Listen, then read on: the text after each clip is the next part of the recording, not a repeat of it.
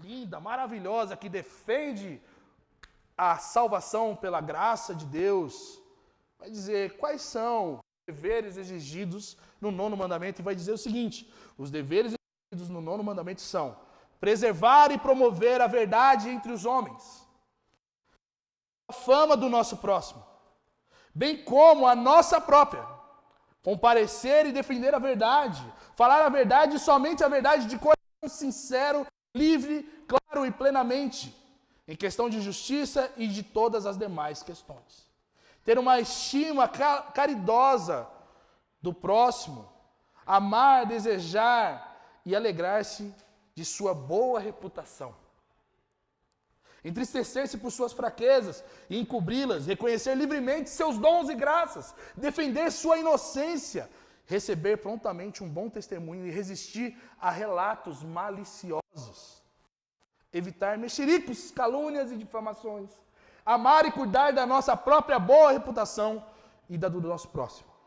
Guardar promessas legítimas e praticar tudo quanto é verdadeiro, honesto, amável e de boa fama. E ele vai continuar. Quais são os proibidos no mandamento? Dizendo: todo prejuízo injusto causado à verdade e ao nome do próximo ou de nós mesmos. Falso testemunho, mentir, caluniar, difamar, murmurar, mexericos, levantar suspeitas injustas, interpretar mal as intenções dos outros, exagerar faltas, ocultar a verdade quando deveria ser declarada, falar a verdade fora do tempo ou com propósito perverso, bajulação, vanglória, quebra de promessas, espalhar boatos, zombaria pecaminosa, desprezar a boa fama do próximo. Poxa vida, eu acho que nessa sala, se não 100%, boa parte das pessoas já quebraram o nono mandamento. A começar de mim. Quando nós falamos de falar a verdade, temos um compromisso com a verdade, meus irmãos, nós somos tentados a achar que falar a verdade deve ser falada a qualquer custo e a qualquer momento. E quando nós fazemos isso, nós estamos pecando. O Catecismo de Heidelberg vai dizer assim, que eu não faça, que eu não dê falso testemunho contra ninguém. Não torça as palavras de ninguém, nem seja difamador, nem caluniador. Não participe em condenar alguém sem ser ouvido. Antes, devo evitar toda mentira e engano como obras próprias do diabo. Devo amar a verdade, dizê-la sinceramente e confessá-la. Também devo, tanto quanto puder, defender e promover a honra e a boa reputação do meu próximo. Quando nós estamos falando do Catecismo de Westminster e do Catecismo Menor de Lutero, nós vemos uma dinâmica um pouco, parece, pragmática. Faça dessa forma, não faça de outra forma. O Catecismo de Heidelberg, ele complementa dizendo que quando nós mentimos, quando nós estamos fazendo a ação do falso testemunho, nós estamos praticando obras de Satanás. O nono mandamento, meus irmãos, exige de nós uma força ativa de nós promovermos a verdade com amor e com justiça, preservando a reputação do próximo e rejeitando toda forma de mentira, difamação, julgamento precipitado, fofoca, interpretando as pessoas com caridade à luz dos fatos e não do que eu acho ou do que eu sinto. Eu não sei você, às vezes, a maioria das fofocas e dos desentendimentos que nós temos uns com os outros não vem de uma realidade de que aconteceu, mas sim de eu senti que você fez isso. Eu me senti dessa forma, mas não aconteceu da forma que você sentiu. Só que, pelo fato do nosso coração estar ofendido, o que nós fazemos? Nós replicamos uma fala que é mentira. E Deus, em sua soberania e sua boa vontade, Ele deixa sua palavra dizendo para nós, no versículo 17 de Efésios, que nós não devemos mais andar como andam os gentios, que são guiados pelas suas emoções, que são guiados pelo que eles estão sentindo, são guiados pela sua justiça própria. Mas agora, vocês têm uma nova maneira de viver.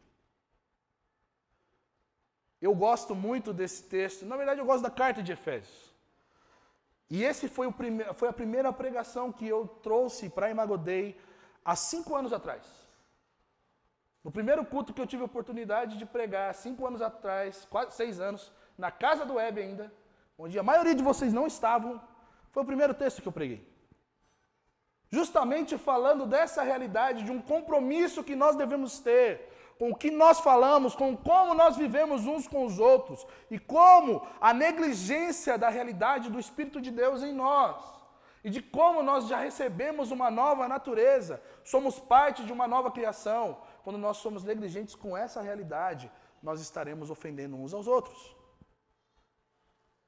E quando eu olho para esse texto, do versículo 17 ao versículo 19, nós não vemos o 9º mandamento e nem o que Paulo está dizendo aqui como uma mera regra. Olha, faça isso, não faça aquilo. Porque Paulo está falando sobre uma maneira de viver e não uma maneira de agir. Paulo mostra que existia uma maneira insensível a Deus, obscurecida, debaixo de engano e de mentira, nos levando a nos render a todo tipo de impureza. Se nós estamos sendo falhos em nossa boca, logo mais nós estaremos sendo falhos em outras ações. Se nós estamos sendo falhos com aquilo que a gente está falando, logo mais nós estaremos deitando na cama de alguém que nós não deveríamos nos deitar. Nós estaremos fazendo algo que nós não deveríamos fazer. A boa notícia, meus irmãos do Evangelho, é que ele não só provê uma maneira nova, mas ele nos dá uma nova natureza para a gente lidar com as pessoas e com a gente mesmo, a partir da régua de Cristo e não da nossa própria régua. Não a maneira que nós queremos. Sabe aquela ideia que nós aprendemos na escola com filosofia e aula de o meu limite termina quando o seu começa? O Evangelho é muito maior. E nos mostra dizendo que, às vezes, o meu limite vai ultrapassar o seu limite e você vai ter que ter misericórdia comigo e eu vou ter que ter misericórdia com você. Porque nós somos uns dos outros e somos um só povo. Comprados e inseridos na realidade de Cristo. E de que agora não existe individualismo e não existe nada que venha nos separar, porque Paulo está tratando justamente da unidade da igreja, de gentios e judeus, juntos agora sendo um só povo, vivendo para a sua glória, abandonando os velhos hábitos de viver. O Evangelho está nos dando uma nova régua, a régua de Cristo, que abandonou a sua glória, que veio até nós e nos inseriu na sua realidade, nos fazendo assentar-se nos lugares celestiais com Cristo, vivendo das benéficas de Cristo, quebrando o limite do pecado e nos fazendo santos. E agora o nosso chamado é lutar pela nossa santidade e pela santidade do nosso irmão. No versículo 20, Paulo vai dizer, mas vocês não aprenderam assim de Cristo, mostrando que vocês não aprenderam a viver na individualidade, não aprenderam a falar mentiras uns dos outros, a revidar com mentiras aquilo que as pessoas falam sobre vocês. Nós aprendemos de Cristo, somos instruídos sobre a verdade e essa verdade deve transbordar em uma mudança de natureza e caráter. Não é uma... eu não fiz isso, o meu caráter foi transformado à imagem de Cristo. Porque se não foi, nós vamos quebrar o nosso momento em algum momento. Principalmente quando diz ser conveniente para nós. Nós temos aquele hábito de... É até pejorativo falar dessa forma, mas o famoso a mentira boa, a mentira branca. Né? Não existe mentira boa. Se Cristo é a verdade e Cristo é bom, por que a mentira pode ser uma mentira boa? Porque nos protege? Porque se estamos protegidos, algo de errado está conosco que nós ainda não fomos investidos em Cristo. E estamos ainda muito apegados a essa realidade, a essa vida, ponto de nós não calcularmos o prejuízo que isso vai nos trazer em detrimento de viver e falar a verdade em amor e viver para a glória de Deus. Quando nós mentimos para talvez diminuir o dano que isso pode causar em nós, seja de qualquer tipo de magnitude, meus irmãos. Quando nós falamos algo que nós não deveríamos a respeito de nós ou do nosso próximo. Quando nós declaramos algo que não é algo verdadeiro sobre nós e o nosso próximo. Quando nós fazemos isso em detrimento da nossa proteção, mesmo que não seja algo grave, nós estamos quebrando o 9º mandamento.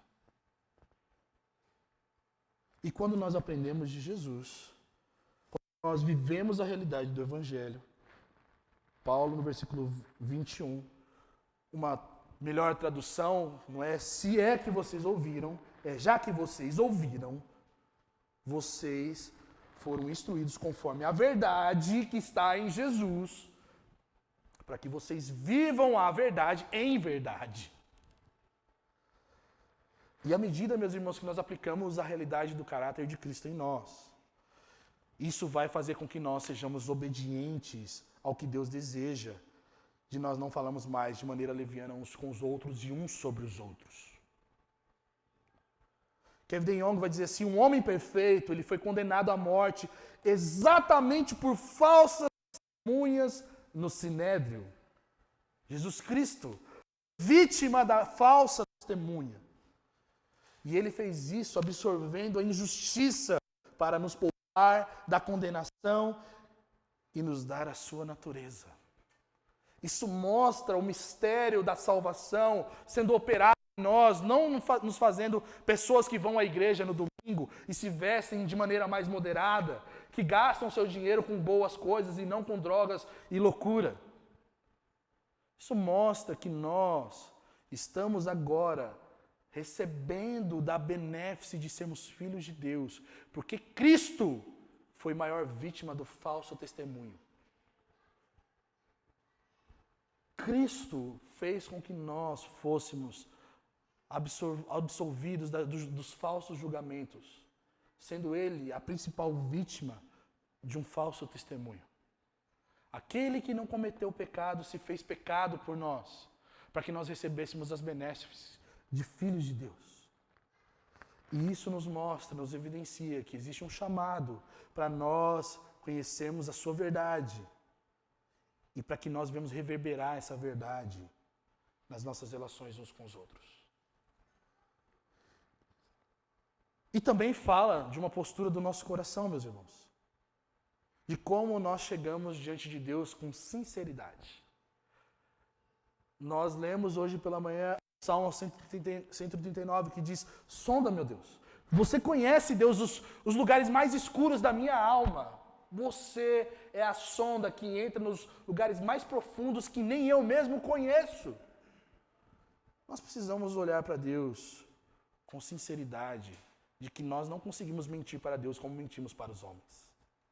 E a boa notícia do Evangelho é que Cristo absorve a nossa injustiça do falso testemunho, para que nós não venhamos mais aplicar as mentiras que nós fazíamos quando nós éramos escravos com a gente mesmo e com os nossos próximos. O Evangelho nos dá a boa notícia. Olha, Cristo é a verdade. Vivam a partir dessa verdade, porque essa verdade transforma tudo em você. E transformando tudo em você, vai fazer com que você não seja mais escravo da mentira. Tanto sobre si mesmo como sobre o próximo. A verdade, meu Deus, não reflete uma mera conduta ética, mas um fruto da nova criação de Cristo Jesus em nós por meio da sua ressurreição. Só podemos viver em verdade, falando a verdade, porque Cristo ressuscitou dos mortos. E essa é a nossa esperança e também a nossa realidade a partir da salvação operada em nós por meio de Cristo Jesus e do seu Espírito em nós. Viver na verdade não é apenas evitar falar mentiras. É refletir o caráter daquele que é a própria vida. A própria verdade em nós. Por isso que Paulo está falando, não andem mais como vocês andavam. Vocês aprenderam de Cristo uma nova maneira de viver. A verdade, a vida de vocês não é a vida que vocês encontram nas vitrines, não é mais a vida que vocês encontram nos feeds que você se compara, porque tudo aquilo é mentira. E você está sendo enganado e você tenta enganar as outras pessoas. Tudo aquilo é mentira. Mas só tem uma pessoa que é a verdade. Essa pessoa nos dá uma nova natureza para vivermos a verdade. Quando nós olhamos para Efésios, meus irmãos, existe um termo lógico na interpretação de texto que se chama linha melódica do texto, linha melódica do livro das Escrituras. Quando nós olhamos para o que Paulo está querendo escrever em toda a sua carta de Efésios, do versículo 21 até o versículo 24, isso deixa muito expresso, porque ele vai tratar disso de novo em outros capítulos anteriores e depois também, até o final dessa carta. Ele está falando sobre a obra de Cristo em sua carta e do seu triunfo sobre poderes malignos, nos elevando a uma nova posição em Cristo Jesus. Essa elevação, sair de um estado de morto em seus delitos e pecados para vivos para Deus, assentados com Cristo nas regiões celestiais, nos uniu a Cristo e essa união faz com que nós sejamos também unidos uns com os outros, judeus e gentios, fazendo com que a nossa vida seja vivida de uma nova maneira, a maneira da verdade de Deus em nós. É muito bonito falar sobre a obra da salvação. É muito bonito ser calvinista, mas quanto do Evangelho e quanto dessas verdades que nós confessamos estão sendo encarnadas na nossa realidade de viver a verdade em amor. Porque é isso que Efésios está evidenciando, não é só uma questão de confessionalidade, mas de vida. Você é isso mesmo? Abra sua boca. Nós saberemos na maneira como você diz. Nós vamos reconhecer Deus a partir do momento que você abre a sua boca e o que você está falando não é de condenação e difamação do seu próximo. Se Cristo é a verdade, estamos em Cristo, em nós, meus irmãos, não deve haver nenhum tipo de mentira ou deturpação, seja de nós mesmos ou do nosso próximo. Se Cristo é a testemunha fiel que nós vemos em Apocalipse, nós devemos refletir essa realidade, sendo cuidadosos em nossas falas. E é por isso que no versículo 25, Paulo vai dizer, abandonem a mentira. E cada um fale a verdade com o seu próximo, pois nós somos membros uns dos outros. O apelo de Paulo segue o mesmo tom da lei de Moisés. Não dirás falso testemunho. E, meus irmãos, nós precisamos ser muito sinceros. Muitos de nós olhamos para isso como algo optativo. Ah, se der, eu vou corresponder a isso. E o Evangelho não é uma opção. Uma vez que nós somos salvos e alcançados pela graça de Jesus, nós somos governados por essa verdade do Evangelho. Ela não é optativa, ela é imperativa sobre nós. A mentira deve ser abandonada e nós devemos falar a verdade em amor. Isso não é, se der, eu paro de falar mentira. Eu vou para a reabilitação. Não, você é portador de uma nova natureza. A sua nova natureza deve condizer com o dono dessa natureza, que é Cristo Jesus. Cristo Jesus é a verdade, nós devemos falar a verdade.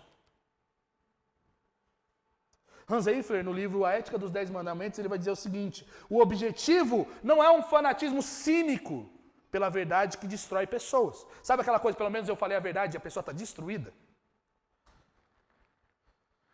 O objetivo de Paulo falando abandonar a mentira é a veracidade que protege a vida e a honra das pessoas. Parar de falar a mentira, mas falar a verdade em amor, é cobrir o nosso irmão de verdade. É cobrir as suas faltas. É falar aquilo que deve ser falado no momento adequado. E é por isso que quando nós falamos falar a verdade em amor, não tem a ver com o tom de voz, o tom de voz ou o tipo de comunicação não violenta. Porque o Evangelho, gente, é violento demais. Mesmo que talvez você se vista de toda a pureza, mesmo que talvez eu possa parecer um ursinho carinhoso para você, o Evangelho vai te destruir. Porque ele é uma verdade. E o que nós devemos nos ater em falar não é tipo, eu acho isso. É o que o Evangelho nos chama a fazer, a proclamar Ele mesmo. Porque nós só vamos ver os frutos visíveis, as mudanças que nós precisamos ver, não por nós mesmos, mas porque nós entendemos que essa pessoa foi alvo da graça de Deus e ela precisa mudar a partir do Evangelho. E por isso que quando nós vamos falar a verdade, não pode ser uma verdade a qualquer lugar, em qualquer momento, de qualquer hora, de qualquer maneira. Quem usa a verdade dessa maneira, meus irmãos, está quebrando o nono mandamento. Mesmo que aquilo seja a verdade. O que nós estamos sendo encorajados por Paulo é: fale aquilo que vá produzir vida. Fale aquilo que realmente vá transformar as pessoas. A sua opinião nessa hora deve ser a menor de todas. A sua opinião deve ser aquela que você vai diminuir o volume no zero e vai permitir que o Evangelho floresça. Porque Ele é a verdade em amor. Ele carrega a verdade e carrega o amor de Deus por nós. Ele que vai realinhar os nossos corações, a nós compreendermos quem nós somos de verdade. Meus irmãos, mentiras destroem vidas, destroem casamentos, destroem propriedades. Por isso que o nono mandamento vem depois de tudo isso. Sobre não roubar, sobre não adulterar.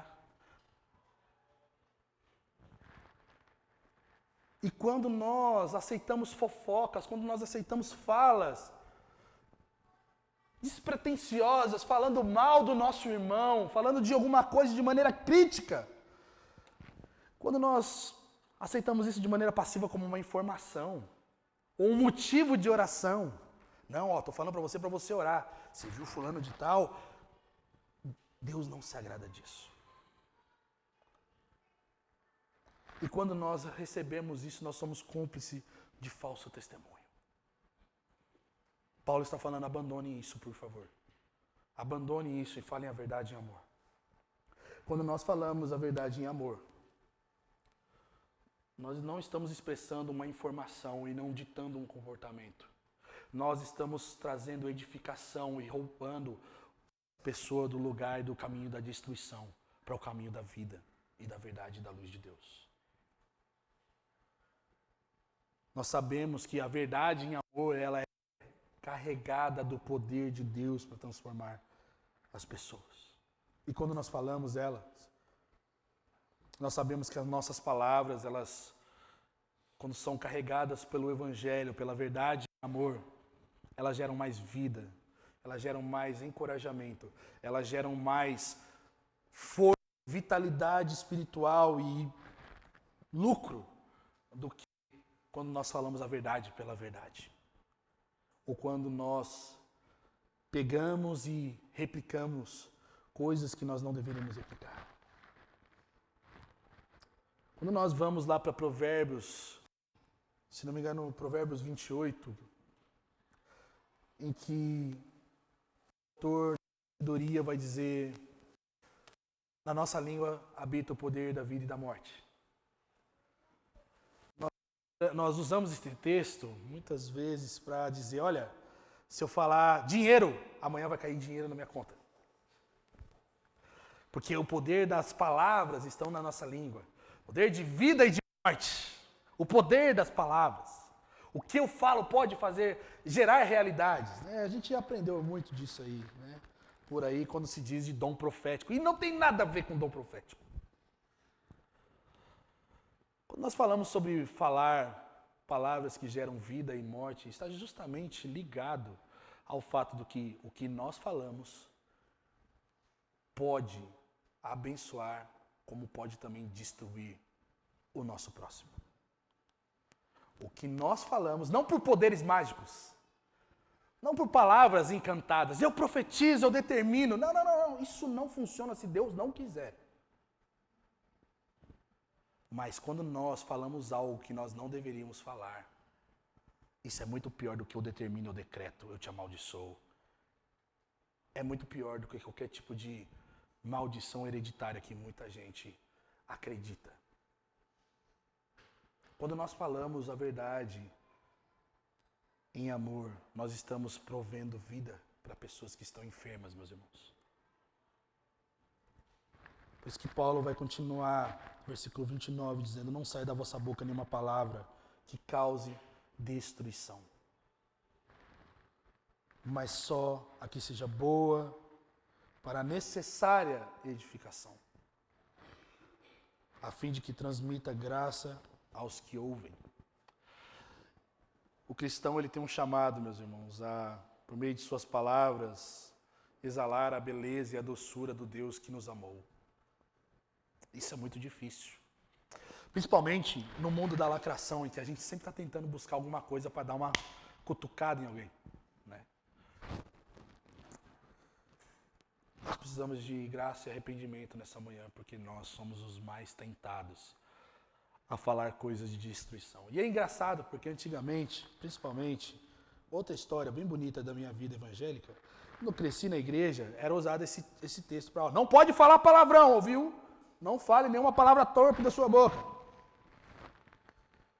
E lógico que nós sabemos que palavrão não edifica ninguém, né? Nem precisa replicar um palavrão aqui para fazer uma exegese desse palavrão. Mas a realidade, meus irmãos, é que nós somos tão legalistas e moralistas com a forma que nós usamos as palavras, mas esquecemos que muitas das nossas palavras continuam não edificando e não promovendo vida. E é por isso que Paulo está falando que só saia da sua boca para a necessária edificação, a fim de transmitir graça aos que ouvem. Paulo está nos trazendo um dever, o dever de nós cuidar do que falamos.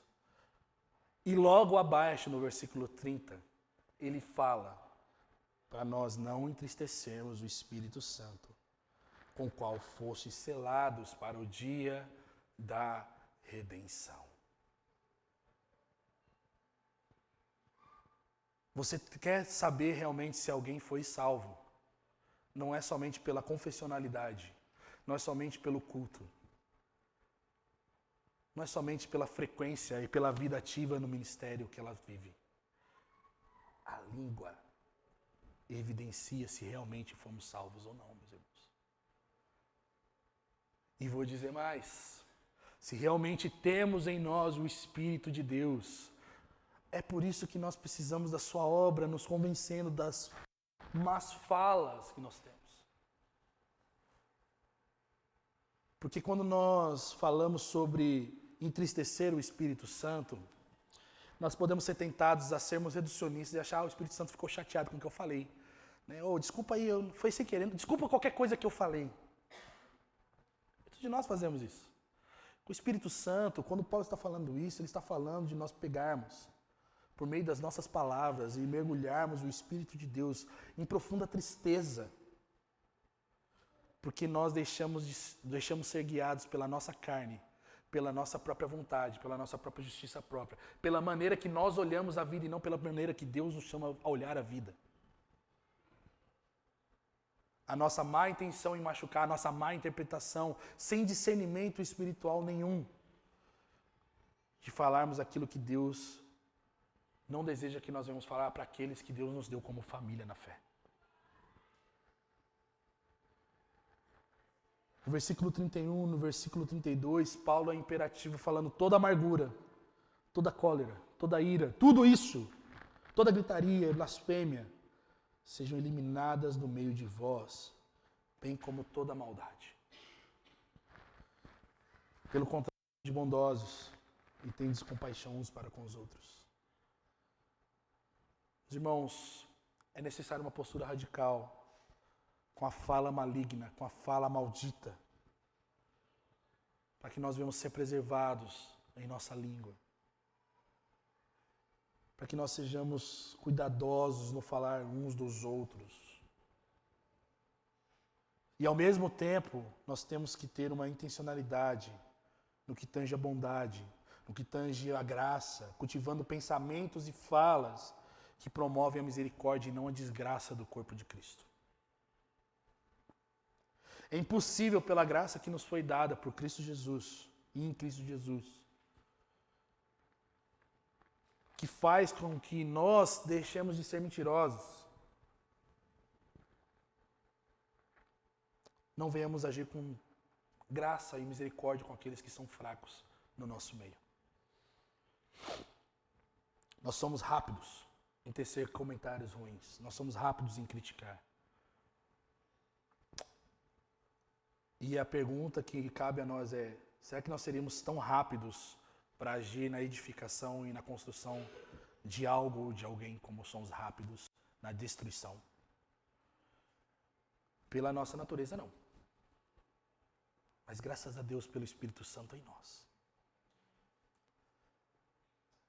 Uma coisa que eu acho legal desse texto de capítulo 4 de Efésios, versículo 1 até o versículo 16, Paulo está falando justamente sobre o ato de Cristo descer aos mais profundos lugares e depois subir. E depois que ele subiu, ele traz consigo ministérios ou dons para a edificação da igreja. O que Paulo está fazendo aqui é uma referência a Salmo 68, que diz a respeito do ato de Moisés subir até o Monte Sinai e depois descer com as 2 tábuas nos seus braços, para que o povo vivesse conforme a vontade de Deus. A beleza que nós temos aqui, meus irmãos, é que Deus, em sua graça, fez isso muito mais superior a Moisés, fazendo com que seu filho estivesse nos mais altos lugares e distribuísse para nós a capacidade de nós edificarmos uns aos outros por meio do seu Espírito. Nós não mentimos mais, não porque é feio. Quando a gente vai repreender os nossos filhos quando mentem, nós somos tentados a falar: não mente porque mentir é feio. E a melhor coisa que você pode fazer é: não mente porque isso é pecado. E pecado leva à morte. Eu já contei isso na escola do Cordeiro, em outros momentos. Vou expor meu filho, mas é um testemunho da salvação. Benjamim, em sua primeira mentira de muitas que já contou para nós, e nós sabemos e sempre lembramos isso dele, e talvez não vai ser as últimas. Nós nunca, adultos, paramos de mentir. E precisamos da graça de Deus e ser lembrados disso. Benjamim contou uma mentira, não lembro do quê. Chocolate. E aí, isso é muito cômico. Comprei chocolate para tal, TPM, SOS, deixei lá. E tipo, cara, olha o meu tamanho. Se alguém iria comer chocolate, era essa pessoa. Mas eu não comi, de verdade, não era eu. Eu estava aqui na igreja, no escritório, estava trabalhando e a tal: Ramon, você comeu meu chocolate? Falei: não, amor, não comi seu chocolate. Tá bom. Né? Ficou nisso, né? Já foi no gordo, mas tudo bem. Eu falei: não comi não, tô suave. Aí cheguei, aí ela falou: depois a gente precisa conversar com o nosso menino. Por quê? Ele comeu chocolate, seus dentes estavam sujos de chocolate, mas ele disse que foi você. Sacana, né? Tipo, eu falei: pô, que situação, né? Não vai adiantar se eu não falar para ele que mais do que é feio ou contra a minha ética, é contra a ética de Deus. Nós sentamos no café da manhã, no sábado, que é o dia do nosso culto de casa, e a gente chegou. Falei: filho, sua mãe falou para mim que você mentiu, que você comeu chocolate. Aí ele: não, pai, eu não queria mentir, mas... E aquela coisa? Tava com medo. Falei: por que você mentiu? Não, porque eu tava com medo de você me bater. Da mamãe me bater. Falei: mas por causa de um chocolate, cara. E nesse dia eu lembro que eu peguei esse texto de Efésios. Falei: sabe ler, né? Que bom. Abre sua Bíblia em Efésios, capítulo 4. Vamos ler junto, versículo 25. Portanto, falar a verdade com seus irmãos. Falei: filho, foi feio, mas foi pecado contra Deus e contra sua mãe por causa de um chocolate, cara. E vai orar, porque o que você precisa não é de uma surra. O que você precisa é da nova natureza de Deus. Eu não estou falando isso porque eu sou super pai. Eu sei que meus filhos vão precisar de muita terapia. Mas eu me lembro que nesse dia, daqui a pouco, eu começo a ouvir um choro duro no quarto. E ele volta e fala: pai, me perdoa, pai. Me perdoa porque eu menti, porque eu pequei, pai. E, meus irmãos, o que nós precisamos é justamente desse coração. De parar de normalizar a mentira nas nossas vidas. E começar a sentir o peso da tristeza, do pecado nas nossas vidas. Inclusive das nossas falas. E irmos até as pessoas que nós mentimos e falar, cara, eu menti a seu respeito. Eu tive medo, eu tive, sei lá, vergonha de dizer que você fez isso e você não fez. Ou eu tive, seja lá qual foi o tipo de constrangimento que nos leva a mentir. O constrangimento, ele deve ser superabundado com tristeza segundo Deus, que vai nos fazer falar a verdade.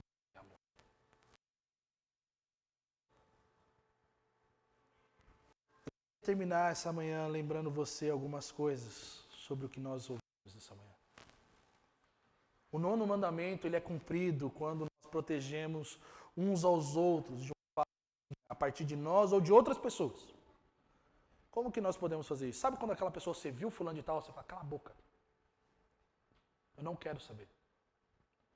Eu não quero que você diga isso para mim e você não deve dizer isso a ninguém. Porque isso é pecado, isso é fofoca. Você já falou com essa pessoa daquilo que você está falando sobre mim?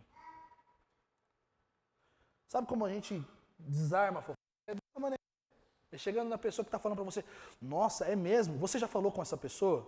Não, eu vim falar para você. Você está falando com a pessoa errada.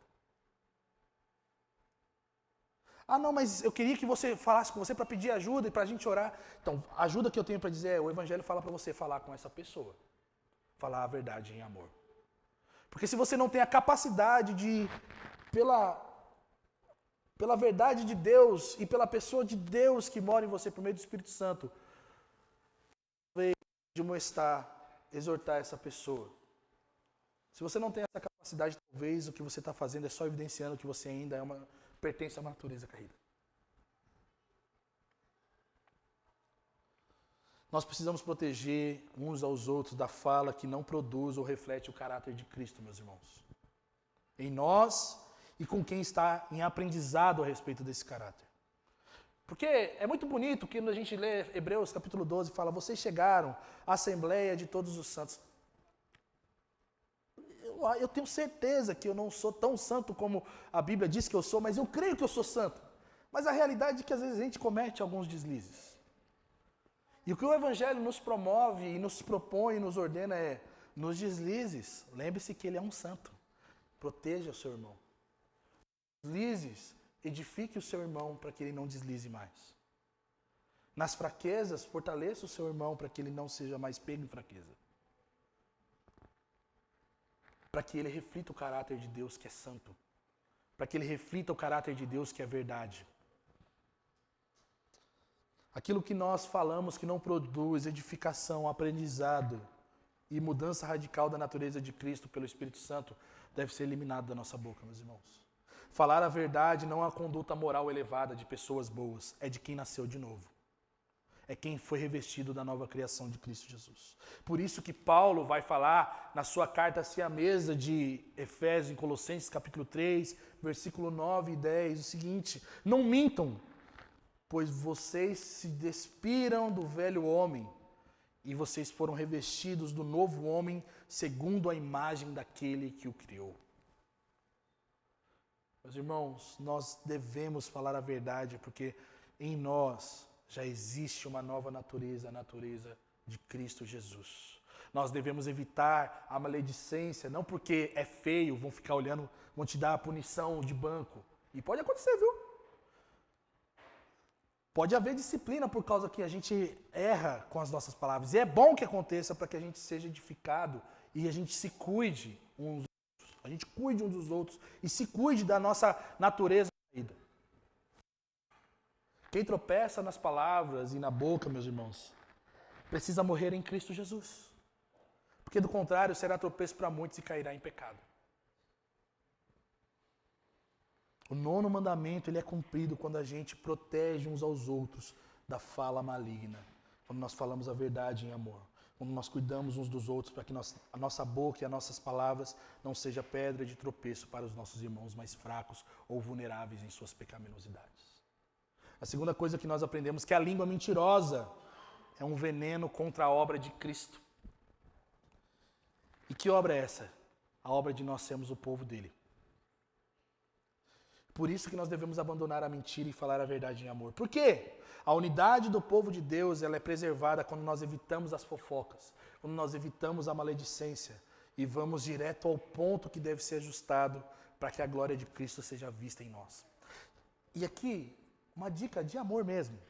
Quando você vai falar alguma coisa para alguém sobre algo que você percebe que está errado, se não existe compaixão no seu coração para que essa pessoa se pareça com Jesus, mas se no seu coração existe um desejo, ela precisa agir dessa forma, porque assim eu vou aceitar essa pessoa, não fala não. Porque o que está movendo o seu coração é manipulação, é falsidade, é engano e não o evangelho de Jesus.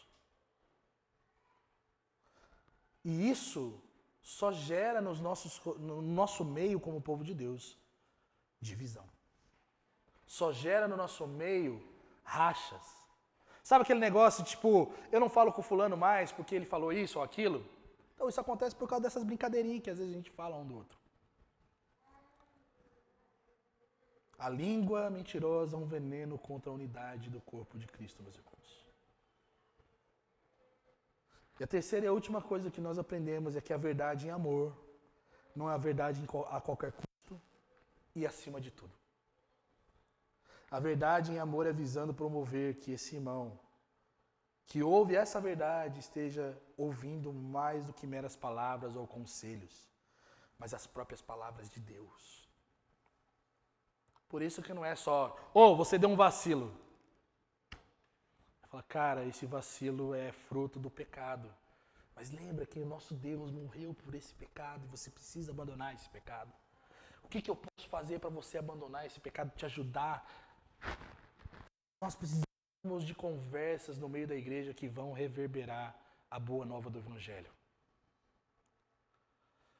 Meus irmãos, quando isso acontecer no nosso meio, nós vamos começar a mostrar que nós temos frutos maduros, cristãos maduros, que sabem ouvir aquilo que eles estão errados, que não vão ser reativos, tentar se proteger, mas vão estar tão empenhados em glorificar a Deus e viver para a glória de Deus, que quando ouvir um irmão falando assim, meu irmão, acho que o que você está fazendo ou o que você disse é pecado, e nós recebemos isso com um coração manso e humilde, nós vamos começar a ver frutos de uma comunidade que está expressando a glória de Deus nessa cidade. Do contrário, a gente sempre vai tentar ficar se justificando. E é difícil mesmo, porque a gente acha que a nossa honra é segundo o que nós construímos. Mas o que o Evangelho propõe para nós é que a honra que nós carregamos é a honra segundo o chamado que Deus nos deu de sermos seu povo, seus filhos. E não tem coisa mais bonita e mais poderosa para nos tornar filhos de Deus do que o Filho de Deus morrendo em nosso favor. Ele não faltou com a parte dele. E graças a Deus por isso.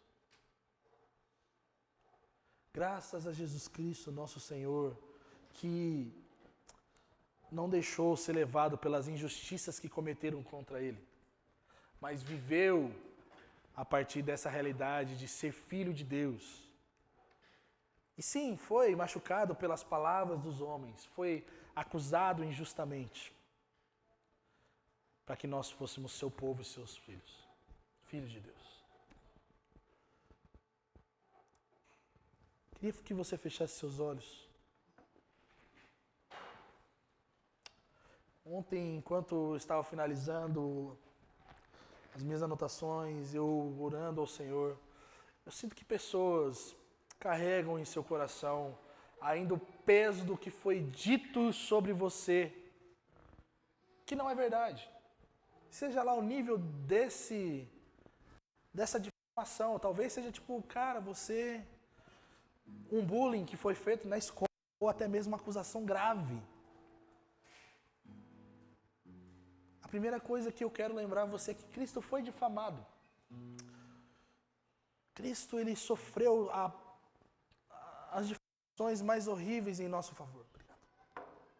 para que nós, hoje, primeiro, fôssemos livres dessas opiniões que você carrega em seu coração, de difamações, talvez palavras dos seus pais, palavras de liderança, palavras de pessoas que você não esperava e elas falaram isso de você. E você luta contra esse sentimento de rejeição, de difamação. E isso tem gerado em você um comportamento hostil, reativo, com palavras contra outras pessoas e até mesmo essas pessoas. Isso produziu um coração amargo que só envenena as pessoas. Deus, Ele está aqui nessa manhã, meu irmão, minha irmã.